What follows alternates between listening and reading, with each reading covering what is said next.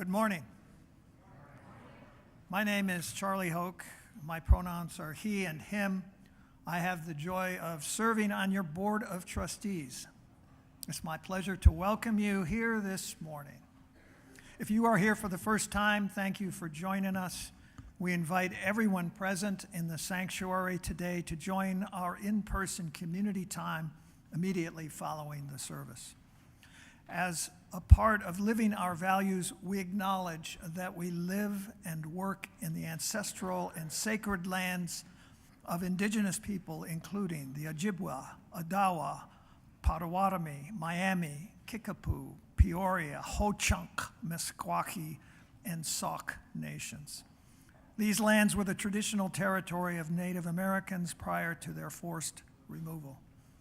These lands continue to carry the stories of these living nations and their ongoing struggles for survival and identity. Living our values calls us to include supporting the social justice work of contemporary indigenous communities living now in this area. The Widening Circle Committee invites you to an exploratory conversation today at noon in Gale House. Widening the Circle builds on intersectionality with all Faith in Action teams and includes solidarity with all groups at Unity Temple. We welcome input from everyone.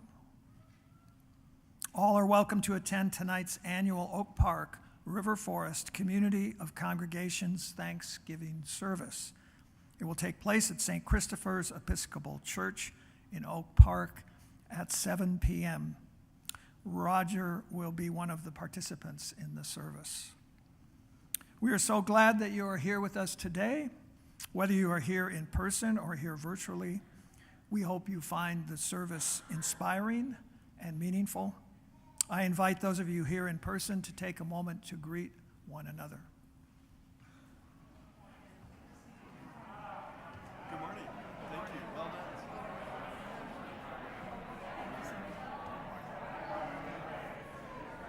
The new Soul Connections, but they all it was a big snow day, so I lost half my folks. No. Yeah.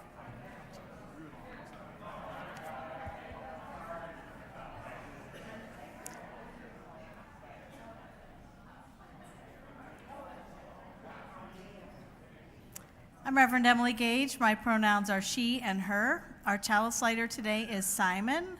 Simon was on the crew for the cast production of The Drowsy Chaperone. Please join with me in the words of our chalice lighting. We are Unitarian Universalists. This is the Church of the Open Minds, the Loving Hearts, and the Helping Hands. We take care of the planet Earth and each other.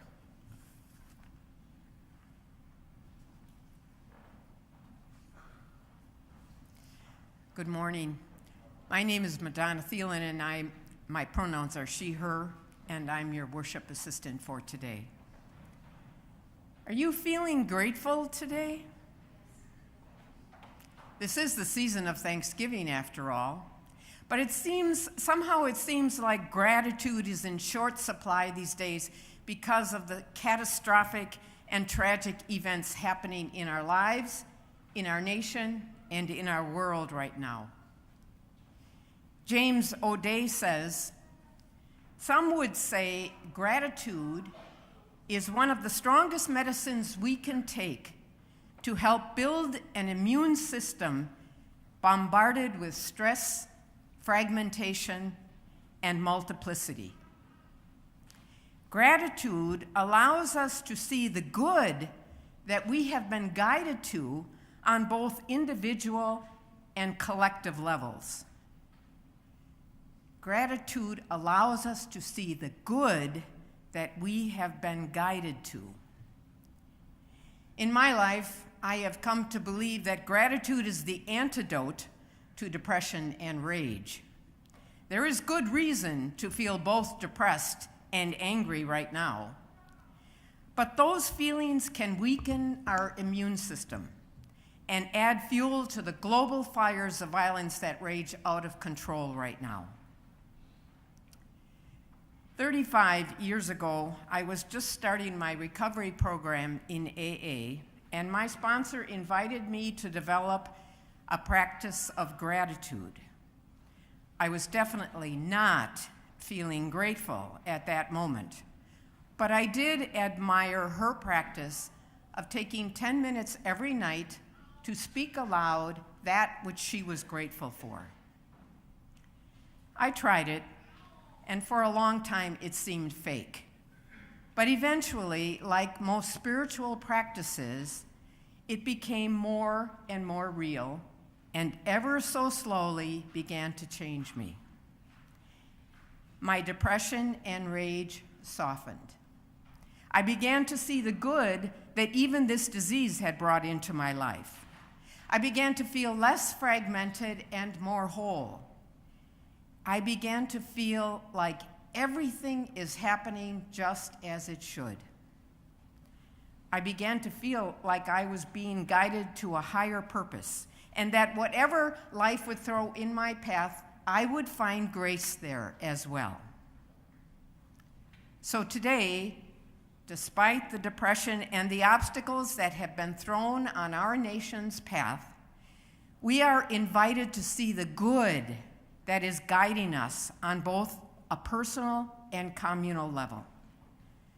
The good will see us through this storm. The good can come even from tragedy. Today, we are being invited to develop an attitude of gratitude. So let us be grateful together. Whoever you are, wherever you are on your life's journey, wherever you are in the world, you are welcome here. Come, let us worship together.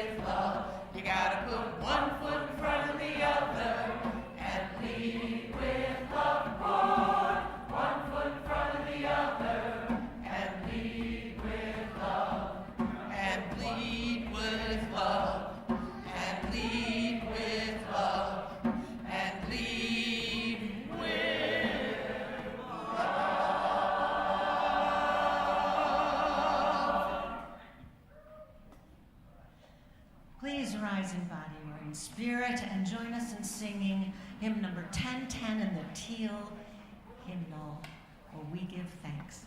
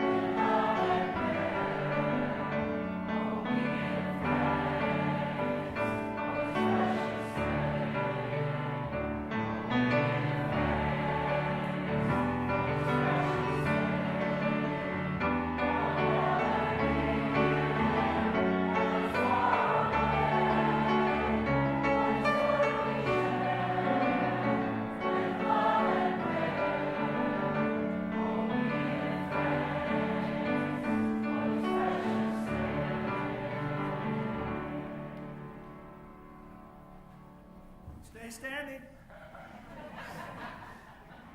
Please join in reading the words of our covenant. Love is the doctrine of this congregation. The quest for truth is its sacrament, and service is its prayer. To dwell together in peace, to seek knowledge and freedom, to serve humanity in fellowship, to the end that all souls shall grow into harmony with the divine. Thus we covenant with each other and with God.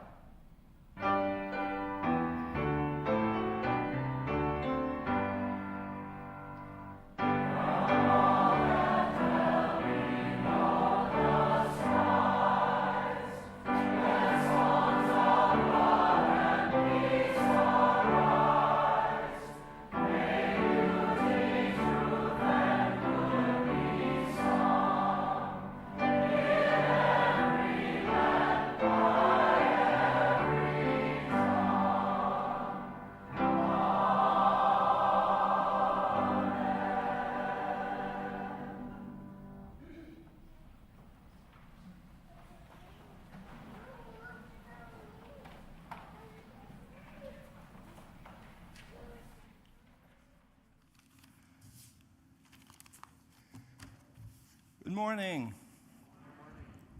My name is Jeff Rupas, and I serve on your spiritual care team.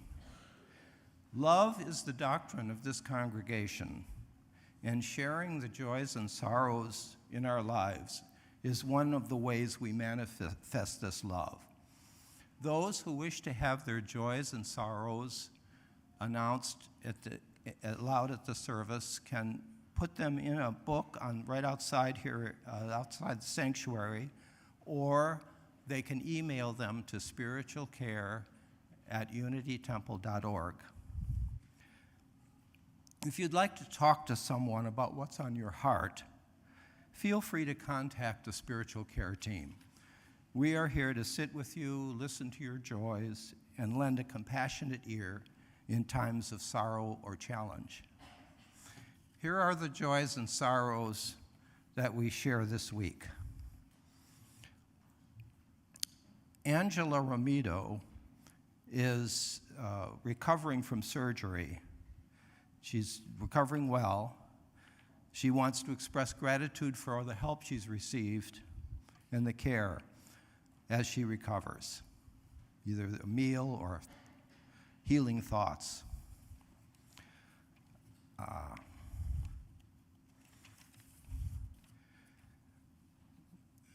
Linda Mosley asks for thoughts and prayers to her and her family as her granddaughter Riley recovers from a severe case of ulcerative colitis.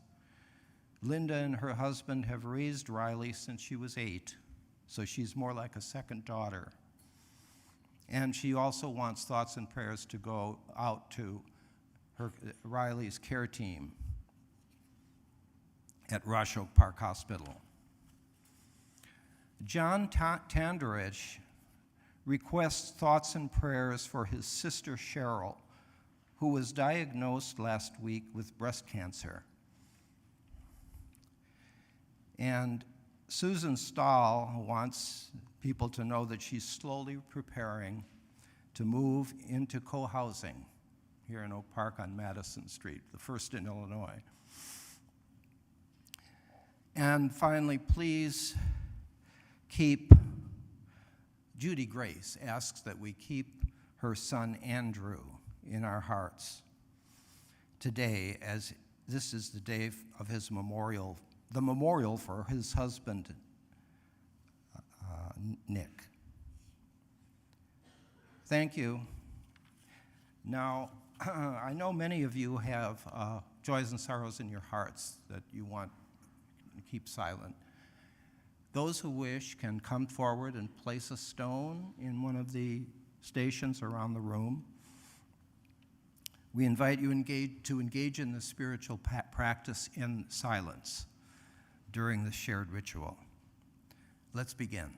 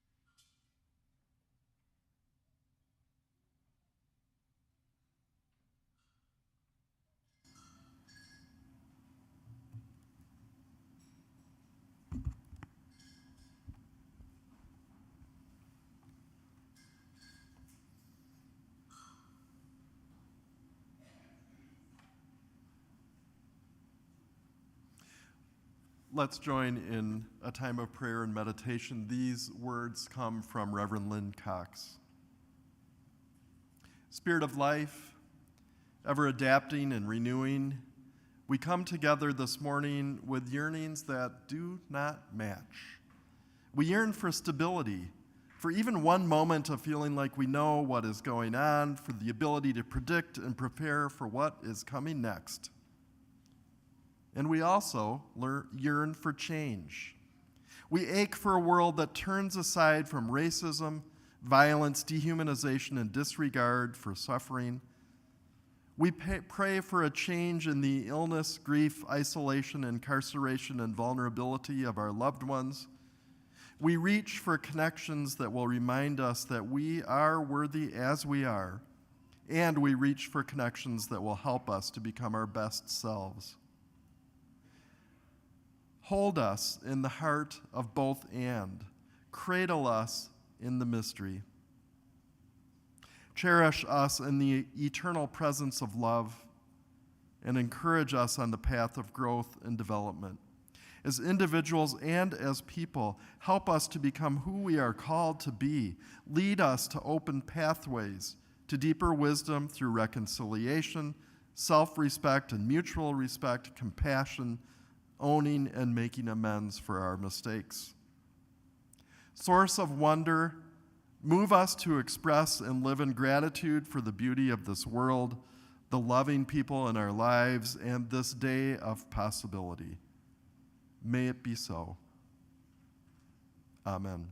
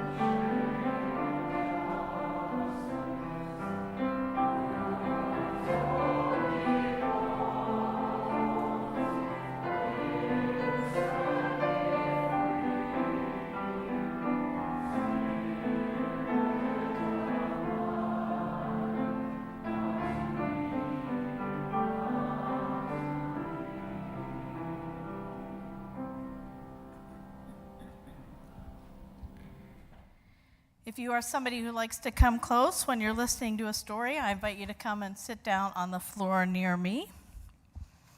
I have a story today called It Could Always Be Worse by Margot Zemak. This is an old Yiddish folktale that's retold. Once upon a time, in a small village, a poor, unfortunate man lived with his mother, his wife, and his 6 children in a little one-room hut. Because they were so crowded, the man and his wife often argued. The children were noisy, and they fought. In winter, when the nights were long and the days were cold, life was especially hard. The hut was full of crying and quarreling. One day, when the poor, unfortunate man couldn't stand it any longer, he went to the rabbi for advice. "Holy Rabbi," he cried, "things are in a bad way with me and getting worse. We are so poor that my mother, my wife, my 6 children, and I all live together in one small hut. We are too crowded, and there's so much noise. Help me, Rabbi. I'll do whatever you say." The rabbi thought, pulled on his beard. At last he said, "Tell me, my poor man, do you have any animals, perhaps a chicken or 2? "Yes," said the man, "I have a few chickens, also a rooster and a goose." "Ah, fine," said the rabbi. "Now go home and take the chickens, the rooster, and the goose into your hut to live with you." "Yes, indeed," said Rabbi, although the man was a bit surprised. The poor, unfortunate man hurried home and took the chickens, the rooster, and the goose out of the shed and into his little hut. When some days or a week had gone by, life in the hut was worse than before. Now, with the quarreling and crying, there was honking, crowing, and clucking. There were feathers in the soup. The hut stayed just as small, and the children grew bigger. When the poor, unfortunate man couldn't stand it any longer, he again ran to the rabbi for help. "Holy Rabbi," he cried, "see what a misfortune has befallen me. Now with the crying and quarreling, with the honking, the clucking, and crowing, there are feathers in the soup. Rabbi, it couldn't be worse. Help me, please." The rabbi listened and thought. At last he said, "Do you happen to have a goat?" "Oh, yes, I do have an old goat, but he's not worth much." "Excellent," said the rabbi. "Now go home and take the old goat into your hut to live with you." "Oh, no, do you really mean it, Rabbi?" cried the man. "Come on now, my good man, and do as I say." The poor, unfortunate man tramped back home with his head hanging down and took the old goat into the hut. When some days or a week had gone by, life in the little hut was much worse. Now, with the crying, quarreling, clucking, honking, and crowing, the goat went wild, pushing and butting everyone with his horns. The hut seemed smaller, the children grew bigger. When the poor, unfortunate man couldn't stand it another minute, he again ran to the rabbi. "Holy Rabbi, help me," he screamed. "Now the goat is running wild. My life is a nightmare." The rabbi listened and thought. At last he said, "Tell me, my poor man, do you happen to have a cow, young or old?" "It doesn't matter." "Yes, Rabbi, it's true I have a cow," said the poor man fearfully. "Go home then," said the rabbi, "and take the cow into your hut." "Oh, surely not, Rabbi," cried the man. "Do it at once," said the rabbi. The poor, unfortunate man trudged home with a heavy heart and took the cow into his hut. Is the rabbi crazy? He wondered. When some days or a week had gone by, life in the hut was very much worse than before. Everyone quarreled, even the chickens. The goat ran wild. The cow trampled everything. The poor man could hardly believe his misfortune. At last, when he could stand it no longer, he ran to the rabbi for help. "Holy Rabbi," he shrieked, "help me, save me, the end of the world has come. The cow is trampling everything. There is no room even to breathe. It is worse than a nightmare." The rabbi listened and thought. At last he said, "Go home now, my poor unfortunate man, and let the animals out of your hut." I will, I'll do it right away," said the man.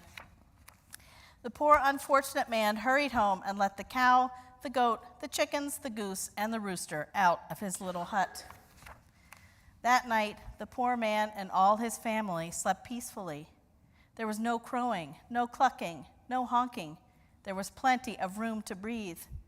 The very next day, the poor man ran back to the rabbi.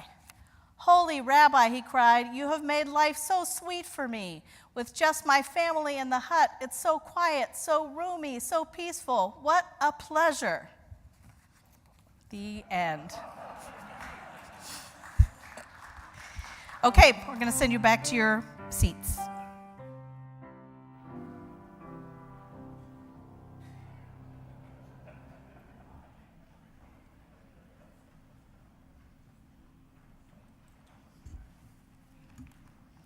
Each week, Unity Temple splits its offering evenly, and one half supports the programs and mission of the congregation, and the other half, a worthy cause in the world beyond these walls. And as is true this week, was true every week this month, the other half will support the UU Prison Ministry of Illinois, which seeks to equip Unitarian Universalists in Illinois to transform institutions and support people harmed by the prison industrial complex. The UUPMI advocates for criminal justice, partnering with UUANI and other organizations, educates and builds awareness of the prison industrial complex. It serves over 150 persons inside prison through its Pen Pal program. It creates solidarity groups and UU congregations for persons released from the prison, and provides group services inside Cook County Jail and Logan Women's Prison. We welcomed Reverend Allison Farnham and Keith Talley from UUPMI at our worship service last week. And one of the things that Keith talked about was how transformative receiving mail was from pen pals. This afternoon from 1 to 3 p.m., all are invited to gather at the Gale House living room, and Gale House is just behind Unity Temple.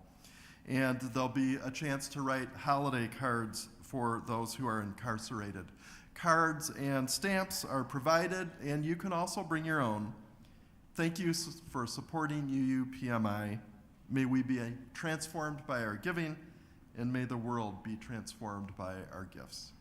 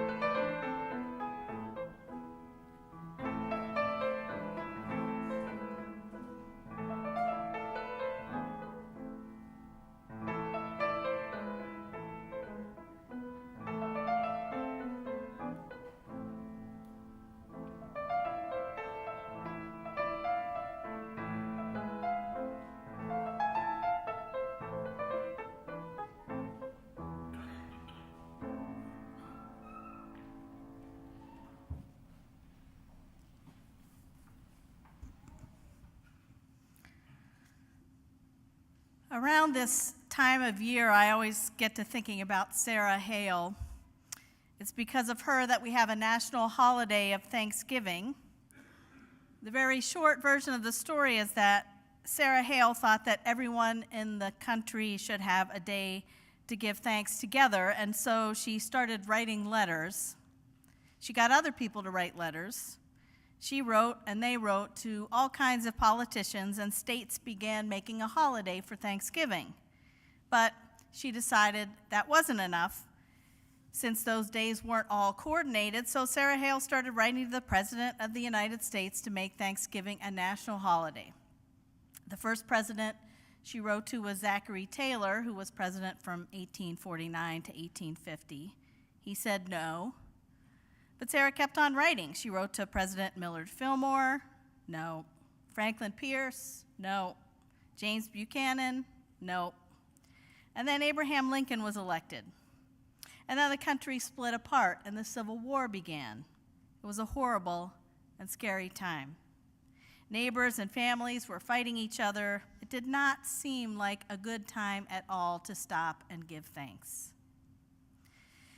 But here's one thing that should be clear now about Sarah Hale. She did not give up. So even though the Civil War was happening and it was a terrible time in our country, she still wrote a letter to President Lincoln asking him to make Thanksgiving a national holiday. And guess what? President Lincoln said yes. He said yes.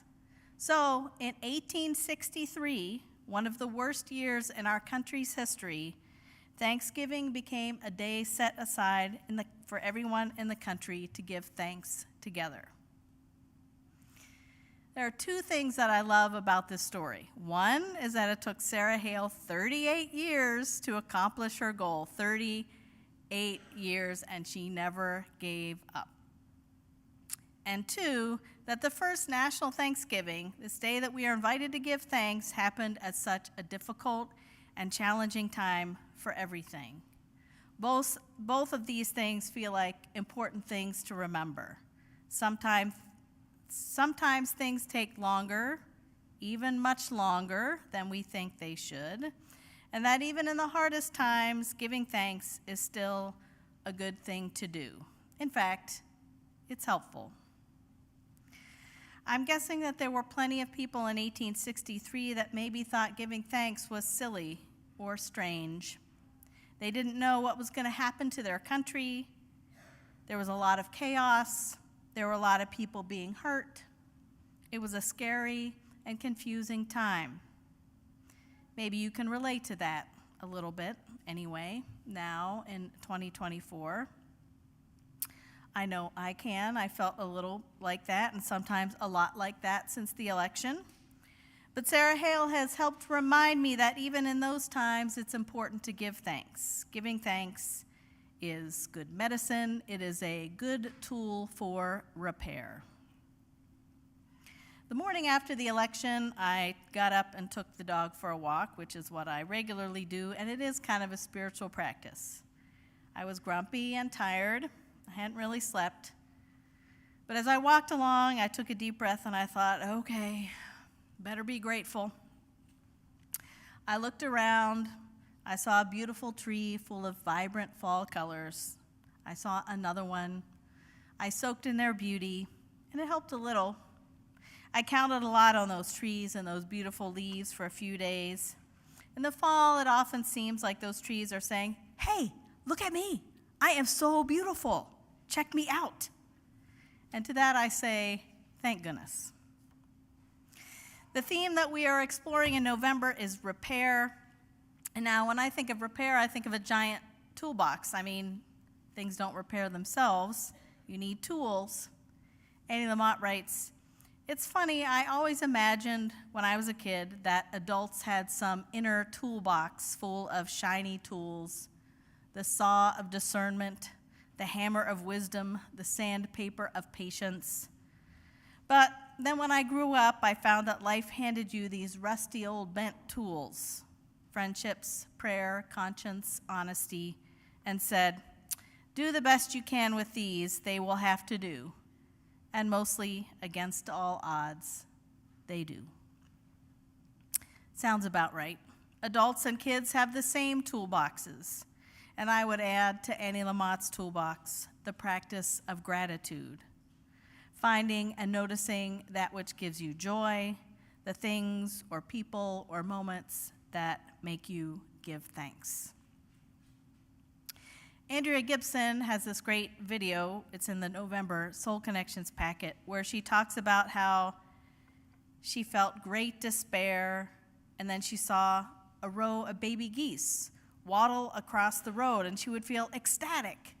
And then grief would take her to her knees again. And then the sun would burst through the clouds, and she would feel almost entirely made of light. Andrea told this to her friend Rebecca, who was a therapist, and Andrea thought maybe something was wrong with her. But her friend Rebecca said that that kind of up and down is a really healing place to be. That up and down is like stitching a wound. Andrea says ever since she heard that, it's helped give her permission to feel everything that she is feeling. And she hopes that in sharing that you do too. I love that framing of that up and down as stitching a wound. And I love that all those up parts are about noticing something amazing and feeling it fully. Sometimes wonder and awe just happen to us, and sometimes we just have to keep on using that muscle of gratitude so it stays in shape. The other night, I was in a small group setting where we were talking about ways to tend to our spirits, and someone said, "We have music." And that night, as I set out for my evening walk, I pulled up these two records that have long been ones that I felt comforting: Billy Joel's Cold Spring Harbor and Simon and Garfunkel's Parsley, Sage, Rosemary, and Thyme. It had been years since I had listened to them, but they had that same wonderful effect, and I found that the lyrics were still stored somewhere in my brain. Maybe some of you have particular music that you'd like to pull out at certain times. I've been experiencing other gratitudes with my ears. I listened to Julia Louis-Dreyfus interview Isabella Rossellini in her podcast, Wiser Than Me. And Rossellini said, among other things, that she felt the key to a good life is community and laughter. I listened to Padre Gotuma read poetry just because listening to his voice always soothes my soul. I don't care what he's saying. I wonder what gratitudes you experience with your ears and some of your other senses. I got to thinking about all kinds of ways to be grateful. I love the story of the poor, unfortunate man in our story, It Could Always Be Worse, and how a lot of farm animals in the house help give him a little perspective. Afterwards, he realizes how good he has it. Sometimes we don't always appreciate something until something goes wrong. So I'm reminded to give thanks for our cozy house or the internet working or a healthy body. I also got to thinking about being grateful for things I once had. For some reason, my grandma's pepperoni rolls popped into my head. My grandma died almost 18 years ago, and I don't eat meat anymore, but I can still imagine the perfect, soft, warm texture of the bread and the slices of warm pepperoni on the inside, the perfect contrast of textures. It always seemed like we had a good supply of them on hand when we were cozied up for a long weekend at the cabin in the West Virginia mountains. It will never happen again, but it happened, and for that, I give thanks. And sometimes life just offers up unexpected gifts. Our family has become friends with one of our former Oak Park Venezuelan neighbors. And yesterday, as I was working on this homily, he started asking me questions about our church and religion. So there I was having this fairly deep theological exchange, leaning on my rusty Spanish skills and Google Translate. That was not on my bingo card for yesterday. How lucky am I, though, that it happened? You just never know what opportunities life will give you. And sometimes those opportunities are a reason to be grateful. There are so many stories we tell about Thanksgiving, and this year I'm mostly going to think of Sarah Hale persisting and resisting for 38 years and never giving up. And I'm going to think of how important it is to keep on being grateful, even if it's just about one little thing, no matter what else is happening.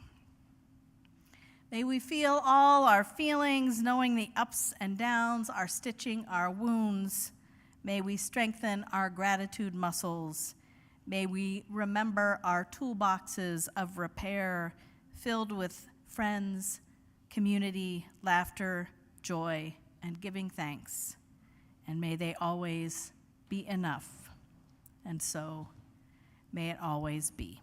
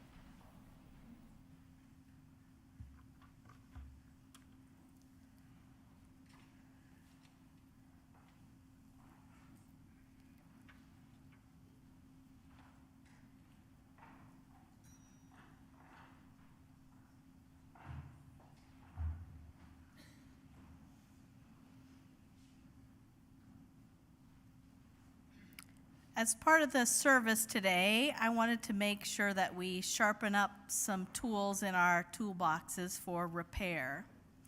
And we'll notice, hopefully, that there are some pieces of paper and some writing utensils somewhere around you in the pews, except for in the very front row.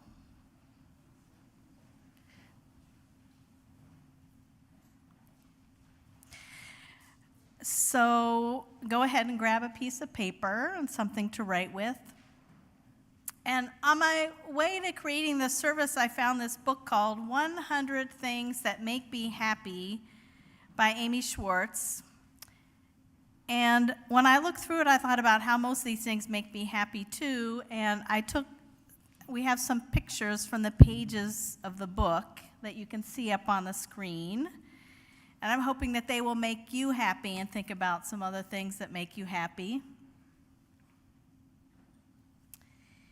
This piece of paper is for you to write or draw some of those things that give you joy, that you are thankful for, so that when you need to be reminded, you can just pull out this piece of paper from your pocket or your bag or wherever you store it, and you can say, oh yeah, ginger snaps, or licking the spoon, or an orange hat, or hugs, or whatever. And also, you'll remember that it's from your time at Unity Temple, and so you'll think about the community that you are connected with as well. So let's take a few moments for you to write down or draw some of those things.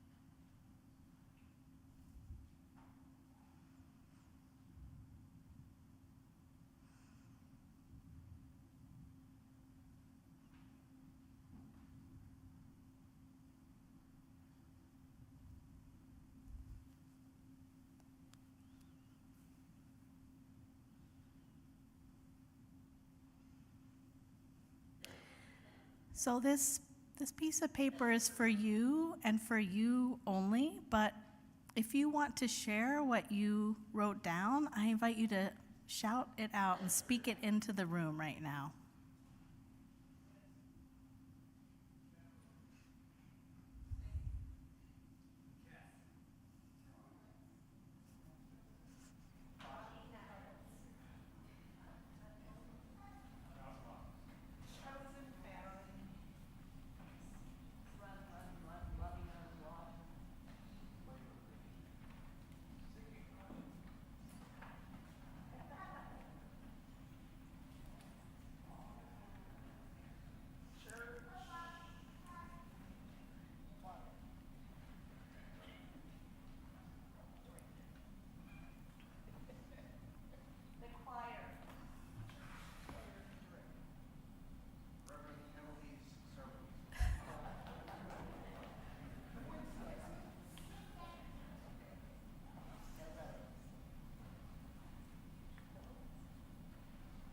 Thank you so much. I'm so grateful for all of your sharing. A couple people named singing, and it is one of my favorite things too, to sing together. So I invite you to rise, embody your spirit, and we're gonna sing hymn number 67. It's in the Gray Hymn Book, and please feel free to share your gratitudes with each other as we leave the service and in coffee hour.